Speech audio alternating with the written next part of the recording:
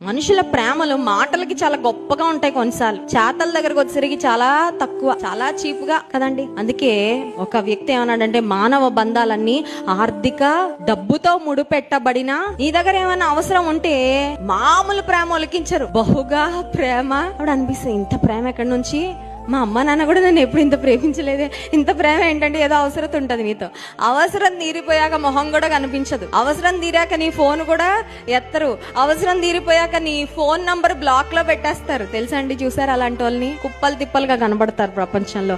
అలాంటి వ్యక్తులు అవసరాల కొరకు వాడుకొని అవసరం అయిపోయిన తర్వాత టిష్యూ పేపర్ లాగా డస్ట్బిన్ లో పడేసే వాళ్ళు చాలా మంది ఉన్నారండి. నీతో నాతో ఎలాంటి అవసరం లేదు, దేవునికి మనతో అవసరం లేదు. కానీ దేవుడు మనల్ని తన పోలికలో తన రూపంలో చేసుకున్నాడు కాబట్టి నిన్ను నన్ను ప్రేమించి ఆయన ప్రేమను చూపించడానికి తన సమస్తాన్ని విడిచిపెట్టి ఈ లోకానికి ఆయన దిగి